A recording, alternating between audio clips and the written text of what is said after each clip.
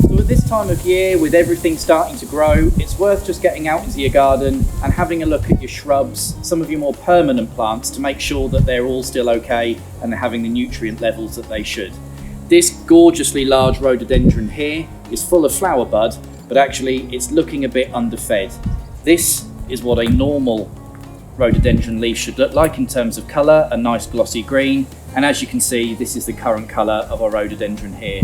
Doesn't mean that the plant's faulty, doesn't mean that the plant can't be saved. All you need to do is to give it a really good feed at this time of year and it will soon colour up. For ericaceous plants like rhododendrons, something like an ericaceous feed would be perfect, or if you don't have any ericaceous feed, then you can use some sequestered iron. Iron is absolutely fantastic for ericaceous plants, so either of these products would be great in order to bring some lovely green colour back into this plant here. You'll also find with this rhododendron that it's had at time vine weevil, and vine weevil is a perfect example here where you can see like someone's almost taken a hole punch to the side of the leaf and it's taken a chunk out of that leaf. A telltale sign of an adult vine weevil, or sticky beetle as some people know them. The damage, however, to the plants is done underneath. The vine weevil will lay their eggs and the larvae will then eat the roots of the plant, and you might not know that this is happening until suddenly the plant dies and you find that it hasn't got much of a root ball. So if you see this happening, make sure you get yourself some vine weevil soil drench, or failing that, even better, some nematodes, a great organic alternative, and that will soon clear up the larvae, clear up the eggs, and your plants will be fit and healthy to continue through another year.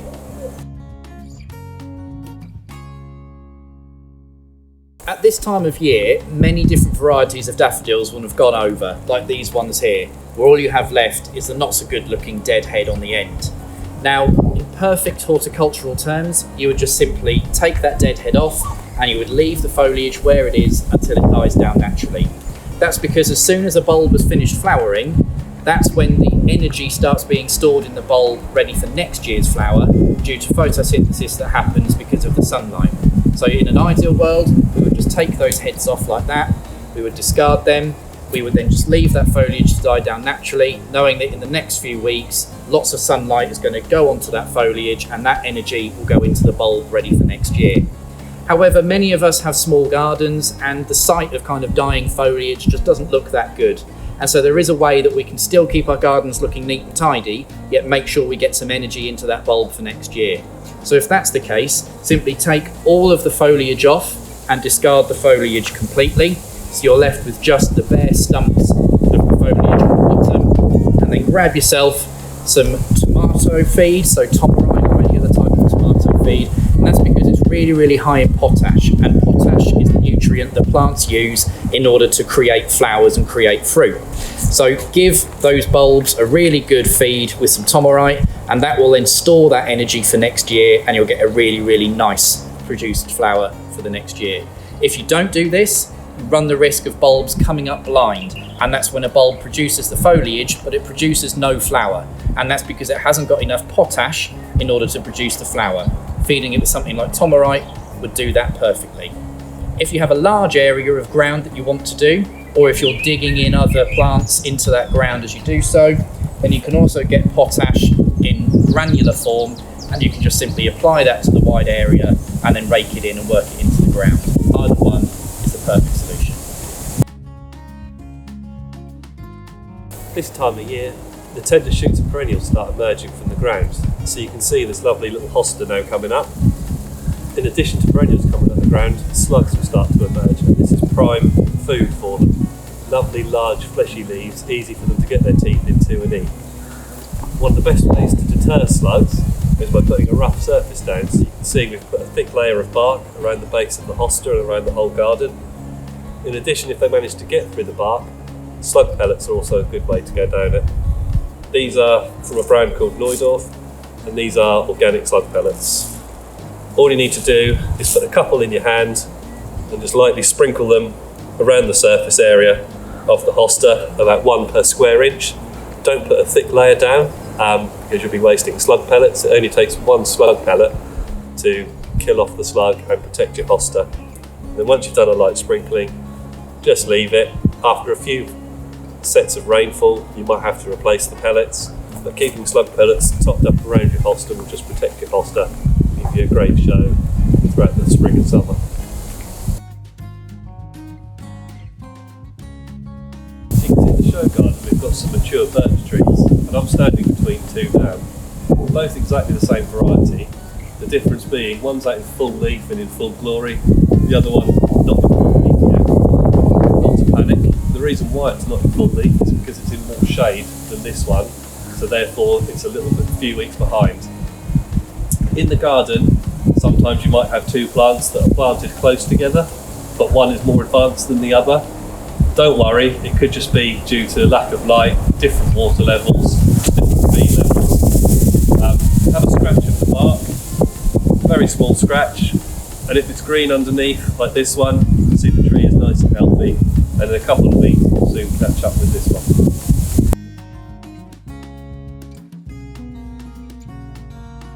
This is a great time of year to come and choose a great new rose bush or climbing rose for your garden. And the Vitex range, which is an own brand range to Notcutts, has got a huge amount of variety to choose from.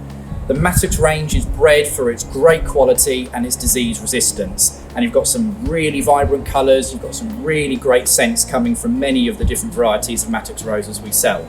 Now, we've stolen a little bit of an idea from the commercial growers in this brand new rose guard by Vitex. This is a fantastic product, the first year that it's been on the market for retailers, and what this does is not only feeds the rose, but it also provides a resistance towards mildew, powdery mildew, black spot, any fungal disease that roses typically will get throughout the year. Just apply some of this to the roses as they are now, and it builds up a lovely resistance to some of these very common rose conditions. The product I've got in my hand here is what we call hairy pots. Grown down in Devon on a nursery, you can see the unique sort of hairy pot aspect of it. These are made from fibres from coconuts and bonded together by natural latex taken from rubber trees. The joy of this is there is minimum wastage, in fact hardly any. When you buy the plant, you buy it in the pot like this, and when it comes to planting, grab a knife or a pair of secateurs or scissors and put 3 or 4 slits down the side of the pot, and you plant the pot directly into the soil. You can see the underneath, the roots are now coming through the coconut fibres, so when you plant it into the soil there is no wastage at all whatsoever. A really good environmentally friendly product.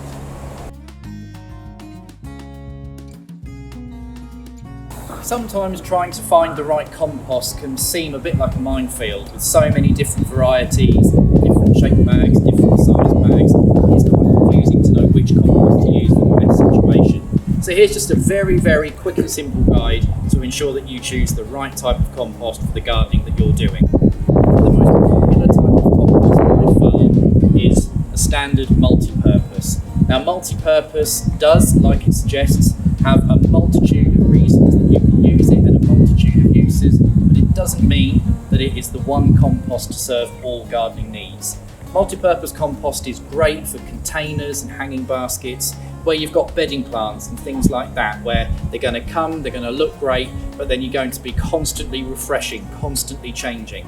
There's enough feed in multi-purpose compost to last for about 6 weeks, after which you need to be providing feed, whether that be through watering or some form of granular feed. Don't just neglect it and think that it will cover all of your feeding needs for the plants. After 6 weeks, it will have dried out of nutrients and you will need to add more.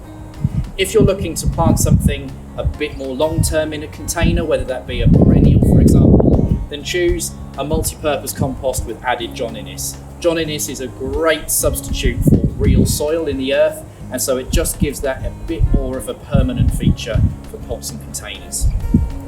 If you're growing in hanging baskets or containers and watering is an issue, then choose a moisture control compost. Moisture control compost is a multi-purpose compost, but it contains water storing crystals, which means that it will store some water in the compost and release it slowly once the compost gets dry.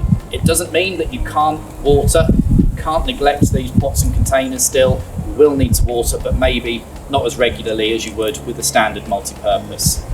Moving away from multi-purpose compost, there are a few other types of compost to bear in mind. If you're looking to improve the structure of your soil, or you're looking to get some lovely nutrients into there at the start of the season, there's nothing better than composted organic manure. Farmyard manure is a fantastic natural fertiliser to use in your beds and borders. If you're growing something that's ericaceous, so azaleas, rhododendrons, something like that, then make sure you use an ericaceous compost. They are acid-loving and lime-hating plants, and so you'll find that an ericaceous compost doesn't have any lime within it. If you're planting bulbs, then go for bulb fibre. Bulb fibre is essentially a multi-purpose compost, but it's very, very free draining, which is crucial when planting bulbs. It means that you won't have any stored water in the compost, which can in turn rot the bulbs, and you'll end up with no flowers. So if you're planting bulbs in containers, always go for a bulb fibre, so it's lovely and free draining.